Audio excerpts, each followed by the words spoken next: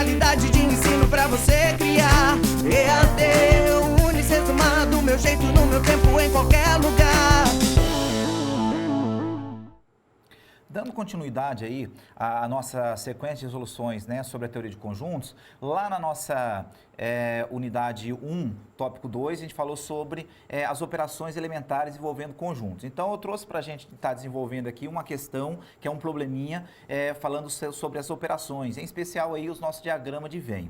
Então, ele fala o seguinte, então imagine que você tenha lá uma turma, né, de uma certa escola, e a professora fez uma pesquisa referente à preferência ou gosto aí sobre duas disciplinas, em especial matemática e história, né? Então, foi feita lá uma pesquisa com os alunos. E a resposta, né, ou os dados que foram coletados nessa pesquisa foram o seguinte: 30 deles gostam de matemática, 20 gostam de história, 10 matemática e história e 15 de nenhuma delas. A pergunta é o seguinte: quantos alunos tinha nessa turma ou quantos alunos foram pesquisados aí para a gente, né, coletar as informações dessa tabela? Então, qual que é a ideia? A gente tem dois conjuntos centrais que são o quê? Né, aqueles que gostam de matemática, que eu vou chamar aqui o conjunto com M, ainda aqueles que gostam de história, que eu vou chamar de H.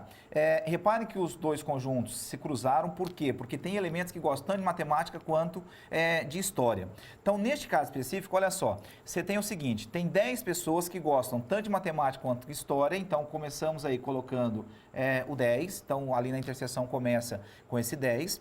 Ainda, o que eu tenho lá? O diagrama de matemática tem que ter 30, como a tabela nos diz. Se tem 30, eu já coloquei 10, para fechar esse diagrama, faltam quanto? Faltam 20, então você tem esses 20 aí para fechar o nosso diagrama. Do mesmo jeito aí, o diagrama de história deve ter quanto? Deve ter 20. Então, esse diagrama inteiro de história tem que ter 20. O que aconteceu? Já colocamos um 10. Então, se já colocamos 10, faltam ainda 10 para fechar o diagrama. Tudo bem? Então, o que eu fiz? Ó, fechei o diagrama matemático com 30, o diagrama de história com 20. Repare que 20 deles gostam apenas de matemática, 10 apenas de história.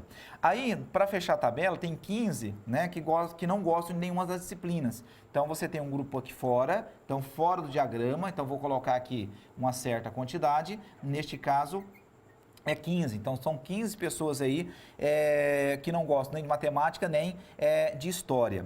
Aí, a pergunta é a seguinte: quantos alunos foram pesquisados, ou quantas pessoas, né, quantos alunos estavam envolvidos nessa pesquisa? O que a gente faz? Simplesmente pega e soma todos os elementos que a gente criou aqui no nosso diagrama. Então, você tem lá 20 mais 10 dá 30, 30 mais 10 dá 40, com esse 15 seria 55. Então, neste caso, a gente tem 55 alunos, né, que foram envolvidos aí nessa pesquisa. Poderia aumentar, né, as nossas perguntas aqui, por exemplo, quantos gostam só de matemática? Só de matemática seriam esses 20. Quantos gostam só de história? Seriam esses 10. Tudo bem? Então tá, então essa é a ideia. Para montar um diagrama, começa sempre pelo meio para a gente não se perder, tudo bem? Então até a próxima resolução.